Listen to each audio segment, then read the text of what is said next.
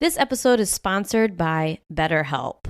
As you guys know, we always say, stay fit, stay alive. And it's the new year, so a lot of people are really focusing on getting fit.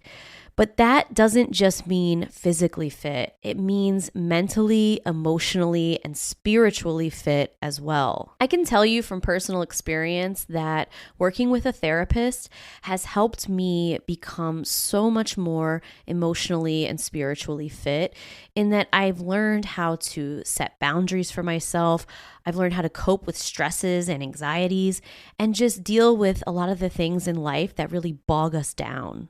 So if you've been thinking about giving therapy a try, BetterHelp is definitely a great option. It's flexible, affordable, and it's entirely online. You don't even have to leave your house. When you sign up for BetterHelp, you fill out a brief questionnaire and they will match you with a licensed therapist. So if you want to live a more empowered life, therapy can get you there. Visit betterhelp.com/wifeofcrime1 today to get 10% off your first month. That's BetterHelp, HELP.com/wifeofcrime1. The Glycerin 22 is built to unlock that run forever feeling, optimized for soft landings and powerful toe-offs at every point of every step. How? 2 types of nitrogen-infused cushioning, seamlessly tuned into one experience. Softness has never been this powerful. Let's run there. Learn more at brooksrunning.com. This podcast is an unscripted, unedited conversation about true crime. We take the cases very seriously, but I don't take myself seriously at all, and neither should you. Welcome to Wife of Crime.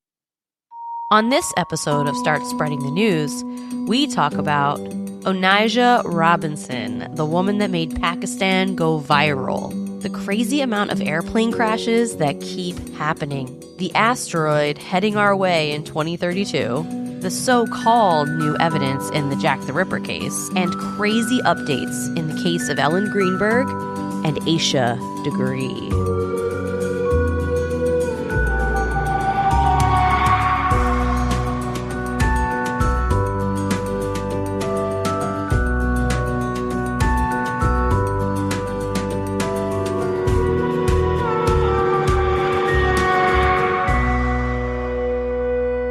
Hello, everyone. Welcome back to Start Spreading the News. By Wife of Crime. I'm very nasal today. I've been sick the last couple days. I really tried to will myself. So there's this thing that Russ does that's like really, really annoying that I can't stand. And he always says, I was going to get sick, but then I didn't because I didn't want to be sick, which is super annoying to me because no one wants to be sick. Some people are good at it. Like, you're really good at getting sick a lot. I don't get sick a lot. My sister's good at it. Your sister gets sick a lot. I don't get sick a lot. You know what? I probably always think you're sick because when you're hungover, you say you have the flu and you act like you have the flu. So I haven't been hungover in a while. Anyway, so even though it annoys me that Russ says this, like, I'm not sick because I don't want to be. I never laugh. I'm just telling you, like, I don't want to be sick, so I'm not going to be. Yeah, well, I tried it. And I don't go, her. Well, I tried it.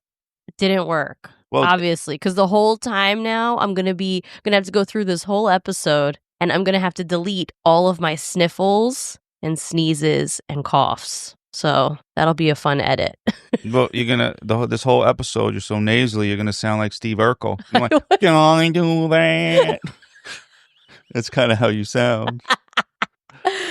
Oh, I love Family Matters. My nanny loved Family Matters too. I loved when Steve turned into Stefan.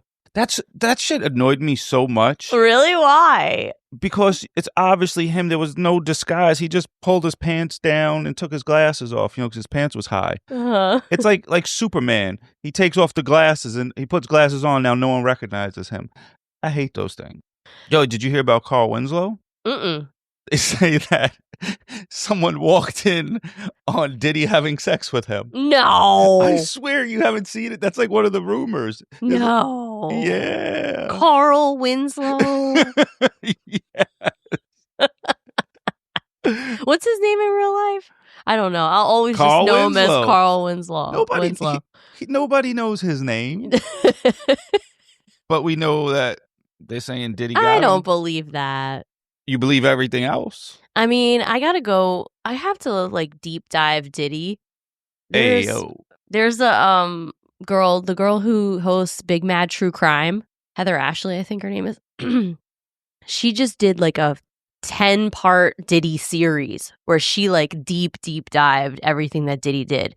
And it's pretty crazy, apparently. Like this I mean, obviously we know it's getting crazy, but the stuff that's in this these affidavits and everything, nuts. And the search warrants, nuts. See, I'm not going to say too much about the whole Diddy thing. All the accusations are crazy, but we don't know what actually happened. Did you see that Jay-Z got cleared? Yeah. And did you see his statement that he put out? No. Well, he put out this whole statement like about how justice was served and that people need to stop lying and all this stuff, and that it caused his family so much distress. Listen, what about Beyonce when she was young? Beyonce and him got together when she was like, what, 16 years old? I don't know. Yes, very young. He was old when they got together. So, like, he definitely comes off to me as somebody who would involve in underage stuff. Not me. I don't see Jay-Z like that. I could see Diddy. Really? But I don't see Jay-Z like that. No? Nope, not at all. Okay. He's too cool for that shit. Diddy's a corn. Well, yeah, Diddy is a corn. Yeah, Diddy's like the type of dude like to wear a shiny suit and wants people to like, look at me, look at me. Yeah, he is a like look at me dude. Yeah. He's always been like that. Cameron and Mace, they don't like him either, right? Don't you listen to their podcast? Yeah, I know that Mace has had some issues, but They haven't talked about it? Not really. I'm curious why they haven't talked about it. Like, I guess they don't want to get involved, but like since he got arrested, I'm surprised that Mace hasn't talked about it on his podcast. Well, he doesn't tell all his business like that. Yeah. He might say, "Oh, see, I told you guys something was up." Like Mace is such a smooth operator. He's a very smooth guy. New York shit. He is. Like even on his podcast, he's so smooth. He talks real slow. I don't know. He's just very smooth. So anyway, very nasal today. So excuse my voice, but I'm trying to get through this sickness. And I tried doing that whole, what Russ does, where he's like willing the sickness to not happen, or he just says, I'm not going to get sick because I don't feel like it. Didn't work at all. So it doesn't work for spines. Well, it does not. Nope. It doesn't work for spines. Nope. That sucks. I don't get the flu, but. Well, I should have a hot tea, but I decided, you know what? I'm just going to drink a glass of red wine. I'm sick anyway. Why not? Why not? To get sicker. What are you drinking? I have a Dogfish 90-minute IPA. Someone wrote in our messages that I cheers their name with a Coors Light, and they were upset. Yeah, it's one of our reviews. Oh, you know what? I think it was Denise, but not the broke one. Yeah, she was very disappointed in you for your Coors Light. Cheers again to whoever, as Jess's dad would say, frou-frou beer. My dad does call it frou-frou beer. Well, there's a lot of news that's happened this month. It's actually pretty crazy, and we're going to narrow some of it down. There are some heavy hitters that we're going to talk about. And then I also have 3 different case updates that we got to talk about. So a lot to get through in this episode. But I think that the first order of business and probably the most hilarious news that I've come across in a long time is Sister Onijah Robinson. Or more. So I went on a deep dive about Miss Onijah because there's a guy on TikTok. He is in Pakistan. That's where he lives. And he has been reporting. He speaks English. And he's done a whole TikTok series about Onijah. But then he kind of expanded as well and talked about Pakistani culture, how Pakistani people view Black people, how they view white people. Well, for people that are listening to this and don't know who Onijah is, maybe we have to give them a little... Well, I will. I'm just telling you where I got all my information. So I got the whole story about Onijah from a guy named Bilal Hassan. And this is the guy who did this 13-part series on TikTok. And this is where I learned the most information. So if you want to learn about her and everything going on over there, go check out his 13-part series. But it's really good. So Onijah is from Brooklyn. We thought possibly the Bronx. I could see Brooklyn too, though. She's from Brooklyn. Well, Brooklyn got to hold that L. The Bronx. I didn't want to claim that one. So she's definitely one of the crazy people that are on the train, running their mouth. Just talking shit. And, ready to fight at any moment. But she looks like nice and clean and keeps herself together, even though her makeup is weird. She like does her forehead white and then draws in her eyebrows. She's almost like a supervillain, I guess. Well, she met a guy online. So Onijah's like 30-something years old. I think 33, maybe 36. I can't remember the exact age. She could be like 50 because black don't crack. Well, she's in her 30s. And she met this dude from Pakistan online. And his name is Ahmed. And Ahmed is only 18, right? And they met last year. She's trying to scoop teenagers in Pakistan. What person thinks that that's a good idea? Like, I'm broke. He broke because he's 18, but I'm gonna like trick him. Yeah, and then show up. She said she was a white woman. No, not white. I have a better. So she was using during this whole interaction between the two of them, where they spoke online, when they talked when they talked face to face through the computer, she used the Nicki Minaj filter. What? With the blonde hair. Oh shit. But wait, so what does the Nicki Minaj filter do to you? It makes you look like Nicki Minaj with blonde hair.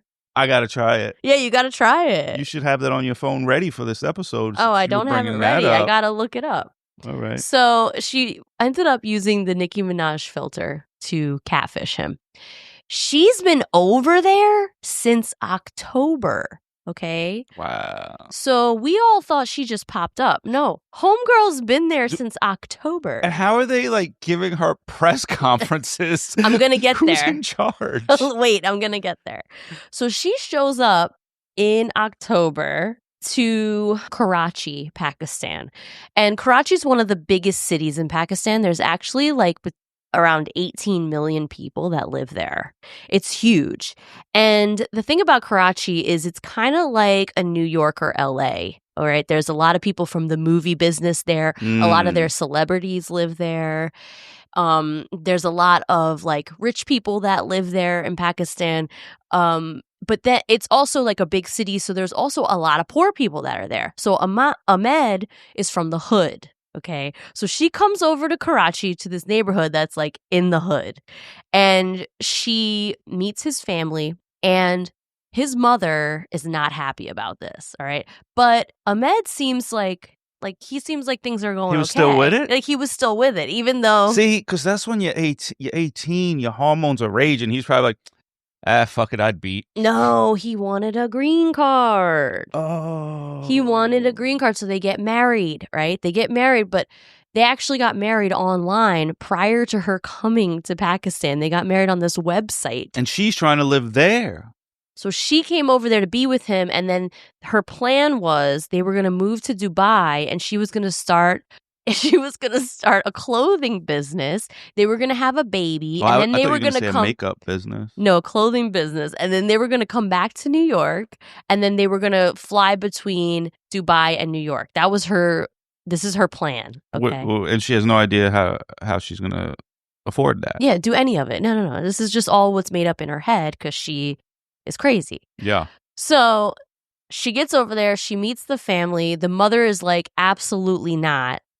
She ends up getting locked out of their house, and Ahmed and his parents and family all leave the apartment that they were in and like go off and live somewhere else and lock the apartment door.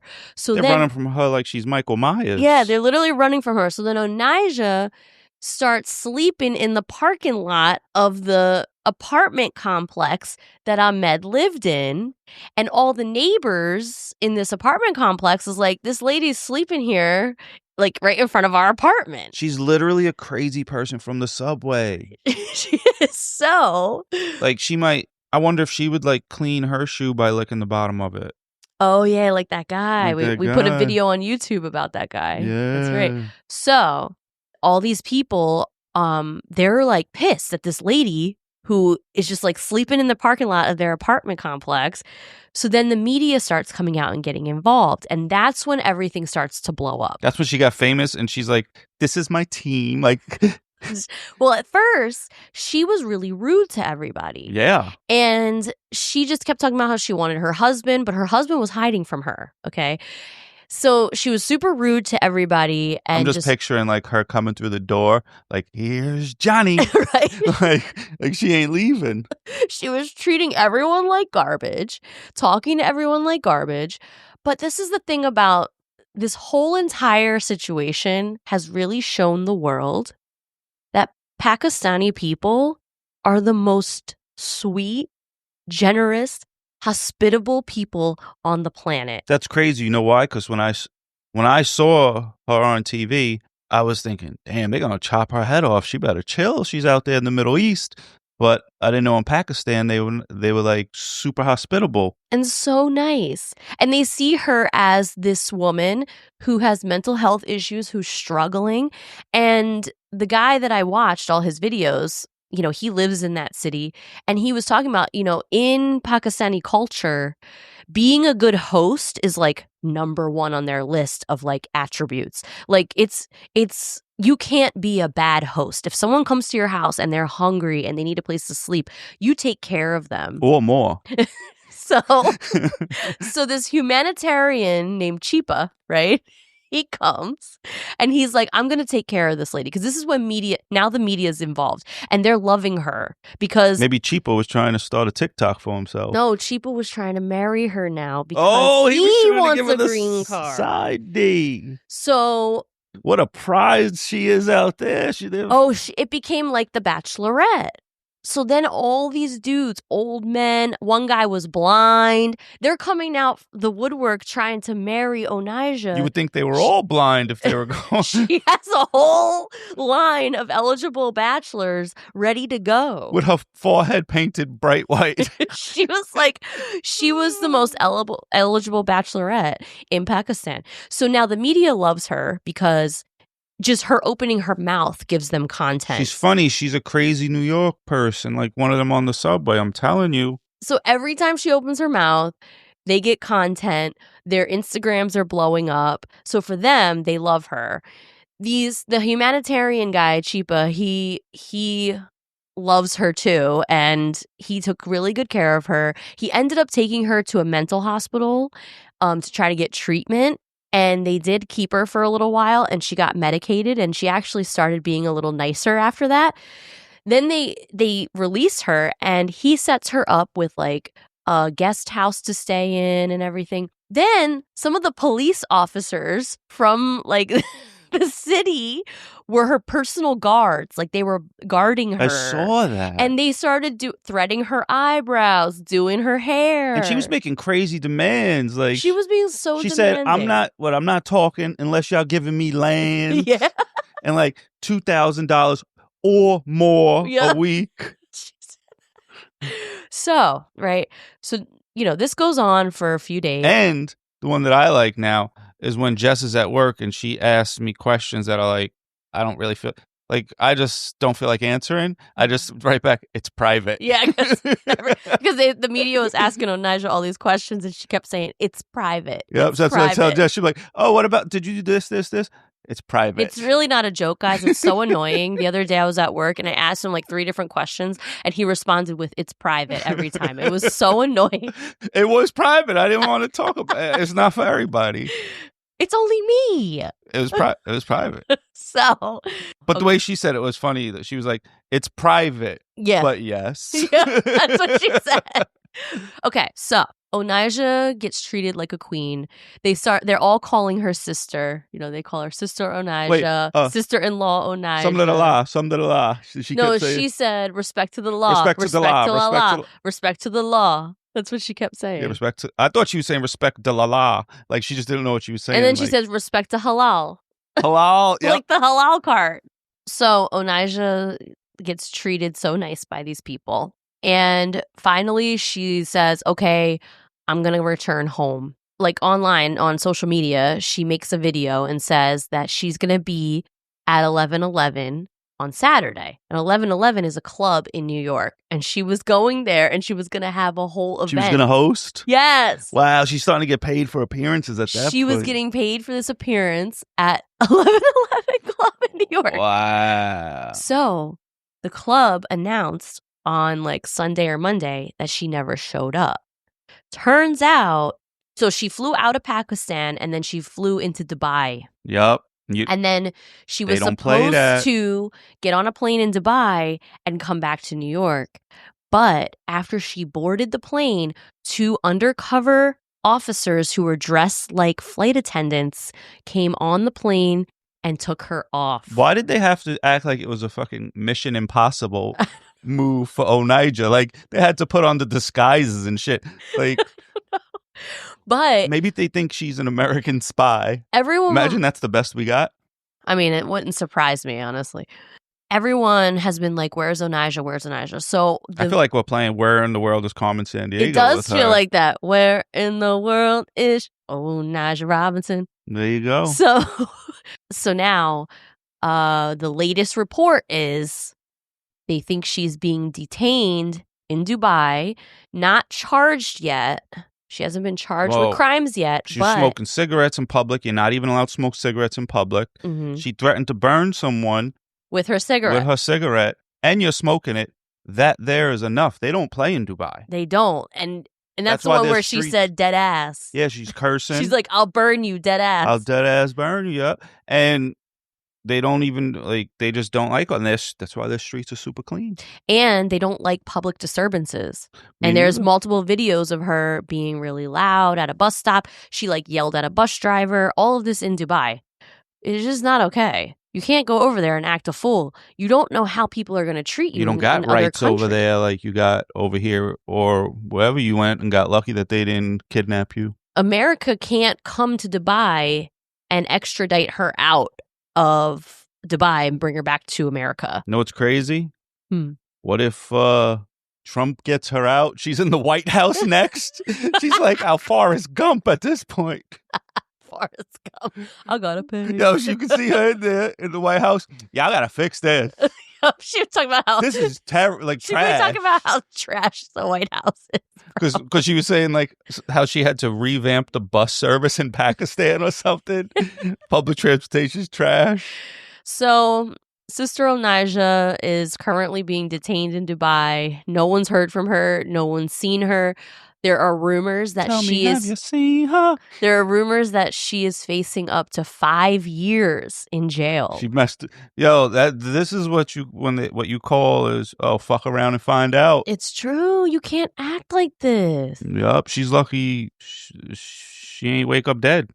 Well, Bilal on his TikTok, he talked about how for so many years Pakistani people have felt like a bad rap. Forgotten about, and have a bad reputation because their government at one time after 9/11 hid a terrorist. And so what he explained was like a lot of people in the world they just equate a country's government to the citizens and say, okay, if the government's going to do it, all the citizens agree. We know in America, because of how polarized everything is right now, that is not the case. There'll be things that your government will do that half or more of the citizens. Or more. You didn't even do that on purpose. Like, you did or more naturally. Wow. Are you becoming Onijah? I might. I love her. Half or more of the citizens don't agree with what their government is doing. And that's one thing he explained. He was like, when our government hid this terrorist for a while, we didn't agree with it. They just did it. So then, they had a bad reputation, especially in America. So one thing that their government did years later, like in the early 2010s, is that they did this whole PR campaign and they hired all of these white influencers to come to Pakistan and start posting on Instagram and shit to try to make the country look better to the rest of the world. All they needed was Onijah from Brooklyn. He said after all that, none of that worked, but Onijah Robinson did what our government has been trying to do for years. Yeah. She pulled off a PR campaign that they've been trying to pull off to make Pakistan look better to the rest of the world. Yeah. And honestly, it really did. They are the sweetest people. Yeah, I think that we need to give Onijah a reality show, sending her around the world. And like we follow her and we put her in weird situations. Kind of like what's Ricky Gervais's friend's name? Oh, yeah. Idiot Abroad. Idiot Abroad. Do like an Idiot Abroad with her. Oh my God. Well, Idiot Abroad, if you guys have never seen it, it's so good. Ricky Gervais sends his really good friend Carl, who is like this, reminds me so much of Russ, honestly. Carl reminded me a lot of Russ. Yes. You've not experienced like other cultures very much. I'm from New York. I experience every culture. You experience culture in New York as a New Yorker, but you've never gone to these other countries. I had a friend named Nabi. He came from Africa. We didn't speak no English. I spoke English. And we'd play basketball. And then next thing you know, some kid that couldn't speak English, he was African, and he would knock on my door, and he would just look at my mom, and my mom would be like, there's someone at the door not talking. I think it might be for you. And I was like, oh shit, it's Nabi. And you would go out and play basketball together? Then we went out and we used to play basketball, and he only knew how to say one thing, and he would say it at the wrong time. Do you know what it means when you say point game? Yeah. So the only thing he knew when he was playing basketball was point game. So he'd be like, point game. And after he scored like 1 point, and that means like one more point, I win. And people would yell at him, you don't got point game. And then he scored point game. So, did you ever try to teach him it's the wrong time to say it? It's still, well, he didn't know any other words. He just knew point game. So maybe he thought he was talking shit. So he let's go like point game, because we would score, and then game would be 32. When I get 30, like, all right, point game. So he would say point game when he had like 8. And people would get mad at him. But that's funny. Just to show you I'm very cultured. You're very cultured. And years later, I saw Nabi on 125th Street. And he was like, yo, Russ. And I was like, and he saw me and Aunt. And he started talking. He was like, yo, you speak English now, Nabi? Well, yeah, you've experienced other cultures in an American world, but an American view, but you've never been to other countries and experienced their culture. So you act like you're Carmen Sandiego yourself. No, I'm not. I'm just saying you're like Carl from Idiot Abroad. You too, then. So anyway. I'm just not impressed easily. You're not impressed easily. That's why you're like Carl. If anyone watches this, you guys would totally get what I'm saying. He can deny it all he wants, but you would totally get it. Carl is so funny. So, yeah, that would be really good to send Onijah all over the world like Carl and Idiot Abroad. Yeah, and I could produce it. And you can call it Where in the World is Onijah Robinson. Yeah. It would be really good. And we'd have her with one of those hats on and the coat in the like beginning. Oh, yeah. She would look just like that. I used to love playing Carmen Sandiego. Oh, we all did, because if I played Carmen Sandiego, that means I didn't have to do any schoolwork that period. Yeah. So that's our story about Onijah. I'll keep you guys posted, once I hear more, but that's where we're at as of today. Well, the number one thing I want to talk about is the asteroid. Yes. That actually, they're calling it a city killer. They are. And they're saying it's very close, and it's basically the closest one, and a big asteroid has been to us in a long time that actually has a chance of impact. And I saw today that the chances went up to about 3%. They did. Yeah, it was 1%. Now it's 3%. That's not nothing. You know what I mean? That it's a 97% chance of not hitting. Yeah. But these are the odds just slowly keep creeping up. And what scares me is they have like a few months or until the spring to keep tracking this, because then it's going to disappear behind the sun and we won't see it until 2028. Oh, then we'll get an even bigger idea of... Yeah, but the year it's supposed to hit is 2032. So it's 4 years. 4 years. And they were saying, some scientists were saying you need to see an asteroid like 10 years ahead of time to redirect it. Wow. So I don't know how true that is, but I saw that somewhere. So they'll have to figure out like the impact area and like where people should be, shouldn't be. True. It's not as big as the asteroid that killed the dinosaurs or nothing. No, it's not. They're closely monitoring it by the James Webb Space Telescope. And fun fact, they named this one 2024 YR4, which I feel like is a lame name for an asteroid. I feel like YR4 doesn't sound cool, but you know the one that killed the dinosaurs? It was called the Chicxulub Impactor. What in the nerd's name is that? Chicxulub Impactor. So what would you name this asteroid? I don't know. We name hurricanes names. Why can't we name the asteroid a cool name? Because it's going to kill us? I don't think it'll kill us. It's a city killer, so it'll definitely destroy a city. It's 40 to 90 meters wide. The one that killed the dinosaurs was around 40,000 meters wide in diameter. So that one was huge. I mean, that literally destroyed Earth. It killed like every living thing on Earth. Well, almost, I guess, because everything's back. Well, yeah. This one, won't kill us as a species or anything. It's just going to destroy a city, which is still a big deal. It's kind of scary that, like, we're not going to know any more information about it until 2028. And then it's like, do we have enough time to fly up there and, like, hit it off course? Yeah, and they haven't tried to do that yet, but they think they can be, because they say all you have to do is nudge something off course a smidgen, because then it's, like, over the millions of miles it's going to travel, it just gets further and further away. Like, yeah.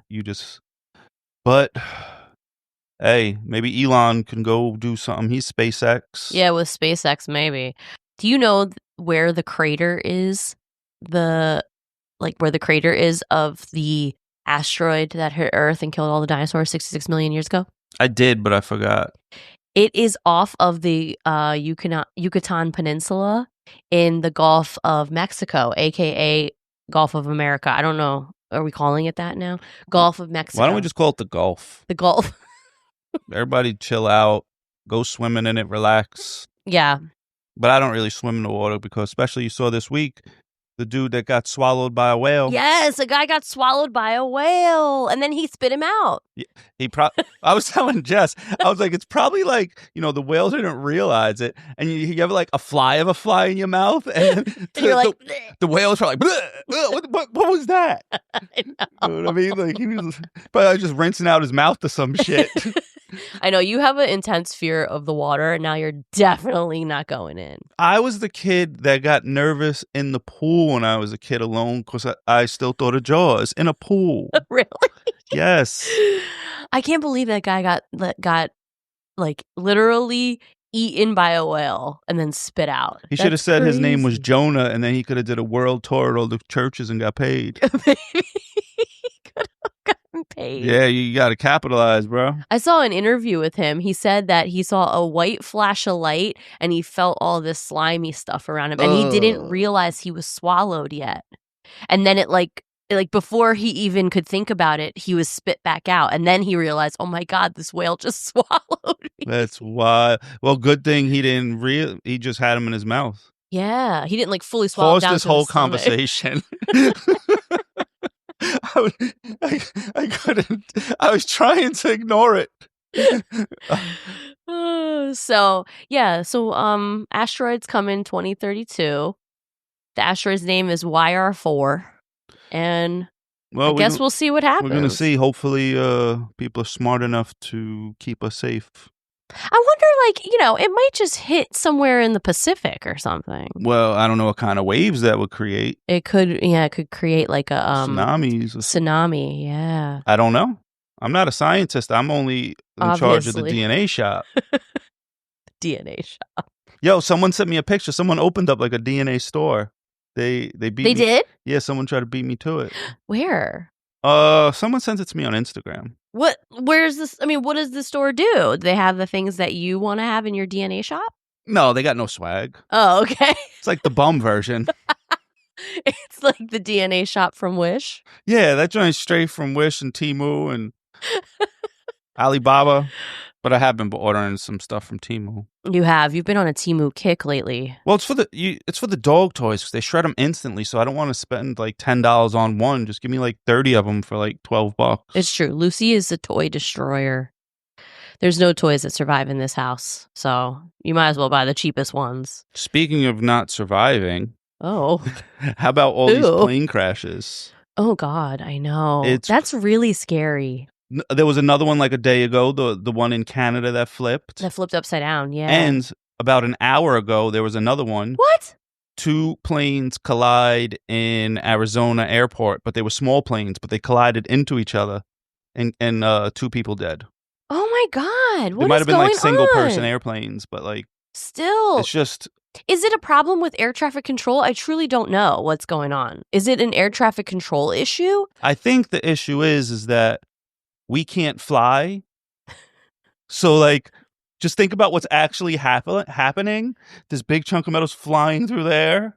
But it's been fine for a long time. Now, all of a sudden, in the past couple months, all these crashes keep happening? I know. This is crazy how back-to-back it is. I'll just drive. I'd rather drive. When we went to Orlando, I was like, I would have rather drove. I know. I hate driving really far, but I don't know. This is scaring me. So, I have a couple of case updates. I'll start with one that's related to DNA because we were just talking about the DNA shop. So, the internet is going crazy about Jack the Ripper. Oh, yeah. Everyone's sending us that it's solved. Well, here's the thing for us. If you guys all go back and listen to our episode, this ain't new information. All right. This information has been out there since 2014. They just didn't test it. Yes, they did. Oh, they did test it? Yeah, we talked about it in our episode. Oh, so why is everybody acting like this is new? So the guy, Russell Edwards, who's the author that wrote the book. Respect, Russ. So he got this sample. So he ended up buying the scarf. In our episode, I called it an apron because out in the depths. Because a woman was wearing it, so most likely she was cooking. No, she was a prostitute. But anyway, Well, out she in the had messes. She didn't want to get messes on her. Out in the depths of the internet, it's either a scarf or an apron. Like, I've seen both, okay? But regardless, it's a piece of fabric. And someone had it locked up in their house for like a century. And in 2007, this guy, Russell Edwards, who had been investigating the Jack the Ripper case, he bought it off of this lady. I don't know. See, that's a question. So he bought it off this lady. He wrote a book.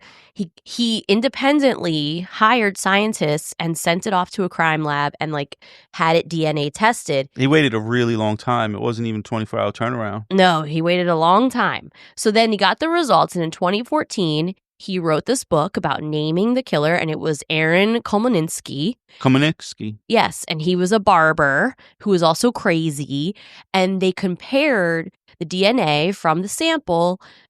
It was a mitochondrial DNA sample, okay? They compared it to... No one knows what that means. I'm going to explain. They compared it to the children, Aaron Kolmaninski, like, all the way down the line. It was like his son's daughter or something like that. Like, it went all the way down the line, multiple generations. Yeah. And Russell Edwards was like, this is it. Like, it matches his descendant.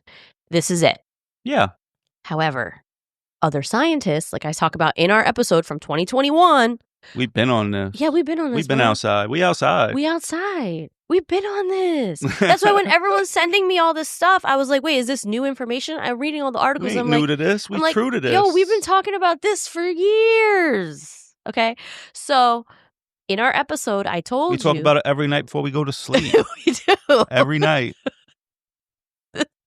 This is my bedtime story to Russ. Yeah. Besides her farting right before she falls asleep. Shut up. Every night.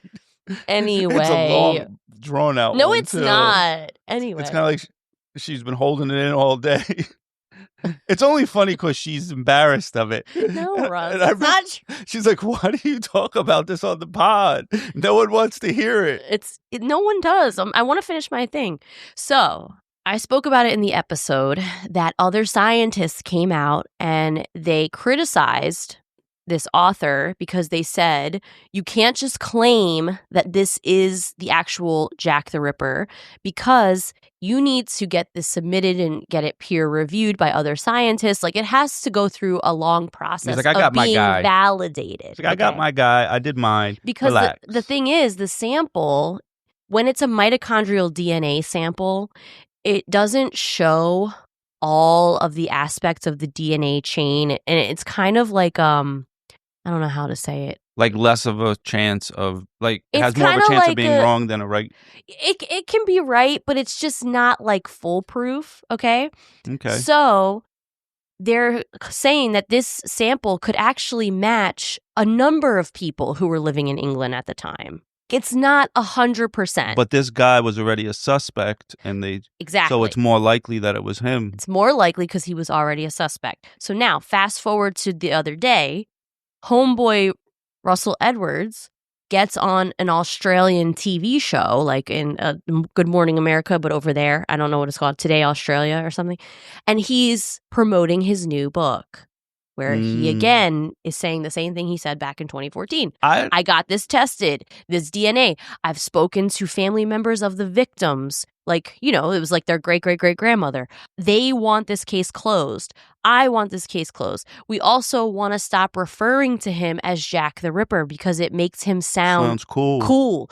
We want to say his actual name so he doesn't have this like cool, urban legend, serial killer, crazy narrative around him. And really, he was a scumbag piece of shit. Say my name. So that's what his motivation is. But we're still in the same place we were in 2014. It's the same guy. It's the same sample. It's the same DNA results.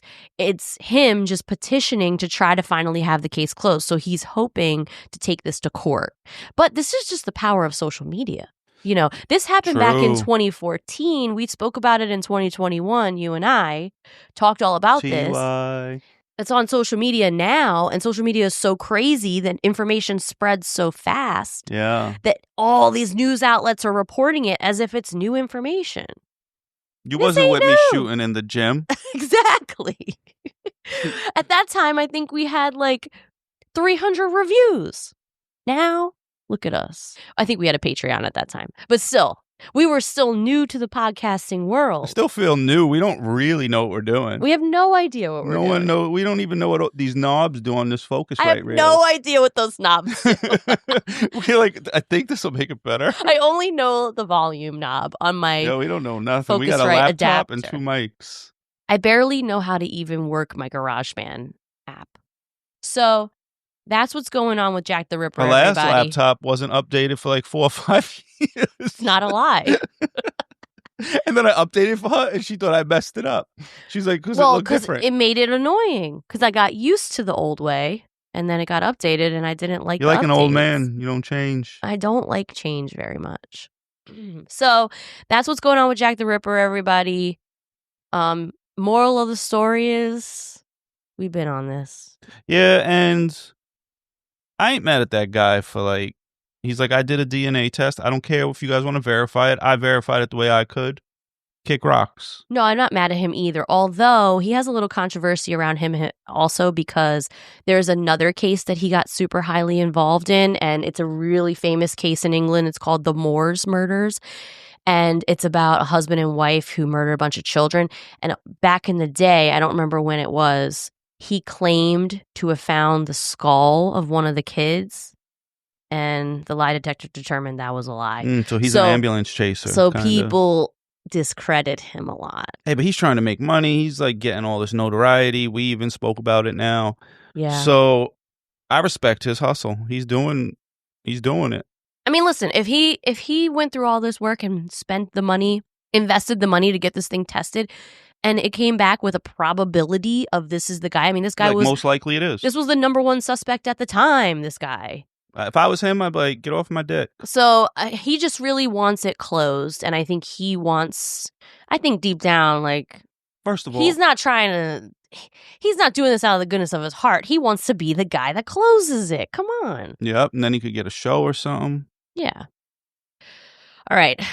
So that's it, guys. That's what's going on with Jack the Ripper. If you're interested in hearing that case, we go through all the details. We talk about the top 3 suspects. And Russ, the entire episode, is astounded about what science did and did not exist back then. They didn't have that much. If you want to go, he also had a lot of opinions about this rag and how people have spent so much time worrying about this tiny little, quote, cum rag, as he called it. So if you're interested in hearing that episode, what is wrong with me? Go check it out. Sometimes you get in the moment and you get this energy. Yeah.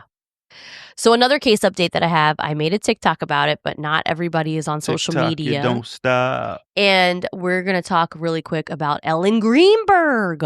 I don't know who that is. Yes, you do. Ellen Greenberg was the woman who was a teacher, and we did a deep dive of her case. She was stabbed 20 times. It was ruled a suicide. She was stabbed in the back of the neck and the chest and into her C-spine and the back of her skull. They're saying she stabbed herself in the head. You can't even do that. Like, the knife won't even go in. Yeah, it's not even physically possible, but they On ruled TV, it a suicide. Whenever someone's fighting, all of a sudden they have a knife, it just goes into skulls. That shit won't work. That shit will be like, ding. So it was ruled a suicide. And so her parents have been fighting with the Philadelphia PD and the medical examiner's office. They've been trying to take them to court for the last 10 years to get this ruling of suicide either changed to undetermined or homicide.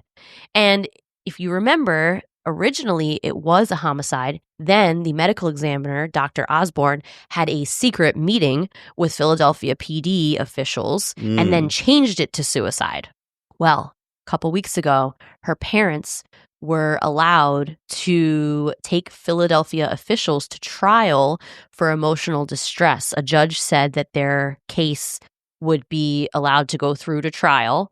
And this caused the original medical examiner to sign a court document stating that his suicide ruling was a mistake. Wow. Her parents can now that he actually signed this document in court stating it was a mistake, her parents can now fight to have the ruling changed to homicide or undetermined.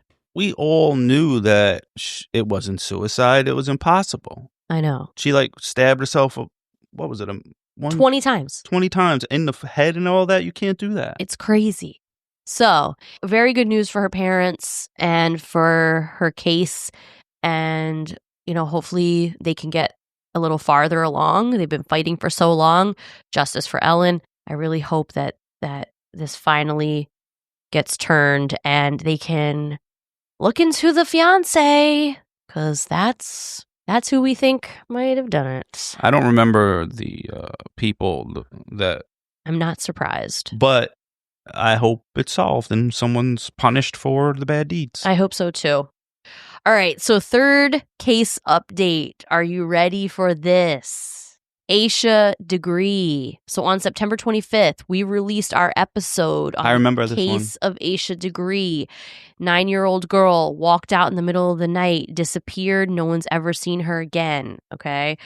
I titled it, "The lid is about to pop off this thing any minute," because in September, Cleveland County Sheriff's Office and the FBI executed all these search warrants naming the Dedman family.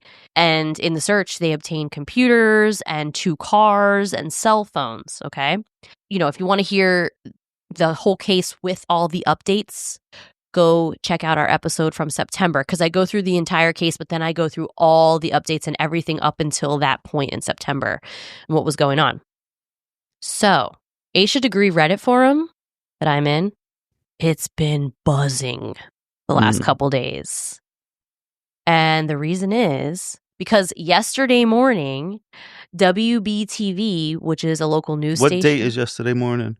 February 18th. Because if someone listens to this next week and true. When was yesterday? So February 18th, WBTV, which is a local news station, they obtained new search warrants that the sheriff's office executed on the 13th. And in these search warrants, they hone in on Roy and Connie Dedman's daughters, Lizzie and Sarah. So a week after the initial search warrants were executed, this dude comes into the sheriff's office, okay? Because for a long time, the only people that talked about Asha's case were people obviously in her family and everything, and people in the true crime community, because a lot of podcasts have covered her case. But it wasn't all over the news all the time, okay? But then all these search warrants get executed back in September, and it's back in the news and in the media a lot. So this dude walks into the sheriff's office and he says, "I used to party with the Dedman girls back in the early 2000s, and I was at a party one night with them, and Lizzie Dedman was crying her eyes out because she was trashed, and she was saying, 'I killed Asha.'" Oh, shit. So then the cops... But that's not enough. It's not enough. So then the cops had this guy take a polygraph. He passed it. Okay. Which means nothing, really. I know it doesn't really mean much, but he passed the polygraph. And then this information that they got made them execute these new search warrants that they just executed on the 13th. Okay. So now what they did was they got access to their iCloud and to a bunch of text messages I thought the cloud was safe. No, between the sisters, one of their ex-husbands, as well as in these text messages, okay? At the time that Asha disappeared, Lizzie was 16 and Sarah was 15. So I'm going to read you some of the texts because Okay. they're pretty interesting. Wait, so they still have their texts from how long ago was this kill? No, their texts are recent. These are recent texts. Oh, recent. I thought like their phones from back then. No, these are recent texts. All right, so I'm going to read a little bit of the article. 3 search warrants were executed by the Cleveland County Sheriff's Office on Thursday, February 13th. Authorities seized cell phones from Lizzie Foster, Sarah Dedman Cable, and Roy Dedman, okay? Before seizing the phones last week, law enforcement got a search warrant for Foster's iCloud account in October 2024. They reviewed several iMessages and included conversations, quote, of interest in the February search warrants, okay? So on September 10th, Sarah said to Lizzie, "They think it's our shirt. It's not her shirt," okay? So then Sarah said to Lizzie, her mom said it wasn't hers. Sarah then says, "I don't remember that shirt. I'm scared, though. Dad is probably going to be a huge suspect." September 11th. Anna Lee Dedman, who is the other sister, at the time when Asha disappeared, she was 13 years old. She said, "Lizzie, you don't need to be talking to anyone. I'm at the lawyer's office now." And then Lizzie says, "They advise we should all not talk to them without representation." So now this is Lizzie talking to her ex-husband. And she texts her ex-husband and she said, "This is going to get nothing but worse. I'm talking to my doctor at 5 to get something for my nerves. I'm just so worried. So worried." She says, "I mean, it's a nightmare. That's going to keep getting worse." Her ex-husband then says, "Oh no, I hate it for y'all." And then she says, "There's no way this is going to be okay." Damn. Okay. Then Lizzie texts Sarah again. "I just talked to David Teddy, who is the family's lawyer. The theory is I did it. Accident and covered it up." That's what I was saying when we were doing the episode. I That believe. the girl did it. Yeah, and that's what I think. And it was like an accident and they tried to cover it up. So then Sarah says to Lizzie, "Why would it be you?" And Lizzie says, "That's what he said." So then Lizzie sent to her ex-husband, "I feel so horrible, so horrible. Oh, I don't know what to do. I caused this." And her ex-husband said, "No, you didn't." So he knows too then. Then Lizzie said to Sarah, "Hey, is everybody mad at me?" And then Sarah said, "Nobody is, Lizzie. This is not your fault." Okay. Then Lizzie says, "I'm just so anxious about like what's going on behind the scenes. Like, what are they doing now? What's going to happen to me since I wouldn't talk to them? I'm afraid it's going to get worse. Well, he told me it's going to." Sarah said to Lizzie, "I know, girl, I'm a disaster. I think they come at you again. Just go and be compliant." And Lizzie said, "That's what I'm going to do." Then more text messages go back and forth about how nervous she is and about how it's been hell for her. Okay. And she talks about how it's destroying her mental health and all this stuff. So these are the text messages that have now been released to the public. Wow, I'm surprised they released them to the public. It's because they probably have so much more stuff. I feel like they have to have so much more. No arrests have been made yet. But the cops aren't going to let this get out without, this isn't going to be their only thing they got. Maybe And they then let wanted it to get out. stir the pot and make them see how they'd react. I think what they want to do is put this out there and they want a confession. They want one of them to come and tell them the story and tell them what happened. And they want somebody to confess. So on Reddit, you got all these people who are like super invested. This Reddit is a really big forum and everybody is very, very engaged. And a bunch of the Reddit people are like, okay, either somebody's going to confess or somebody's going to kill themselves. Ooh, I didn't think I'd kill myself. Yeah, somebody's going Don't do that. off themselves, or a confession's going to happen. And I think that the police, like the sheriff's office, this is their tactic. Like, let's put a little bit of bait out there, make them feel worried, make them know that everybody knows this information, that this information is coming to light, because they're not cooperating with the sheriff's office. They're staying silent because their lawyer told them to, which is smart. As they should, as anyone should. This is the sheriff's office way of trying to set the bait for them and getting them to come and talk and cooperate. It might be all they have, and they're trying to use that to get them to come talk. It might be, but it's crazy that I didn't know they could get in your cloud. I thought the cloud was private. I don't think anything's private. Well, I thought it was private where a warrant couldn't get it. Like Apple would be like, well, that's encrypted. Like, we can't get in there. I guess not. I guess that's the lesson here, folks. Your cloud is not protected. It might be one of those situations where even if you delete it, they could still find it. Oh, I'm sure they can. Yeah, everything is traceable. Yeah. So, Asha degree case, I'm telling you, it's like, I feel like we're on the tip. Like, any moment this thing is about to blow up. So, I think I'm going to make a TikTok about this because I'm following it so closely. And we'll see what happens. But I suspect that they have more information, and they're going to get them on something, and they're going to get them into the sheriff's office in an interrogation, and they're going to get them to confess. I feel like that's going to happen. One of them is going to crack, one of the sisters. If neither one of them say anything, though, they'll probably just get away with it forever because there's no evidence really, right? So the only physical evidence they have is the fact that one of the shirts found in the book bag, Asha's book bag, belonged to one of the younger sisters. Oh, and wasn't there a car situation we were talking about with that too? Yeah, there was a car that truck drivers spotted, and the Deadmans own that car. Okay. So they have the car as well, and they're doing forensic testing on the car. But the only physical evidence they have linking them so far that they've released is this shirt that belonged to the youngest sister, the 13-year-old. Wow, so the New Kids on the Block shirt. That'll show that she might have been with them or something. So it's very interesting. And this Asha was 9, right? Asha was 9. And remember the guy Roy Underhill? He was close to the family. He lived in because they owned multiple care homes, and he lived in one of them. He was really close to the family. Do you remember that whole thing? No. Oh, okay. So never mind. I'd have to listen to the episode again. You'd have to listen to it again. Yeah. So he might be linked as well, but he's dead. He died years ago. How long ago did this happen? Do you know what year? This happened in the 1999, I think. Oh, that's a long time now. Yeah. Whenever I hear the 90s, I'm like, oh, that wasn't too far. Yeah, it wasn't long ago, but oh, yes, it was, old man. We're old, bro. 29 and feeling fine, baby. So I'm so anxious to see what happens with this one.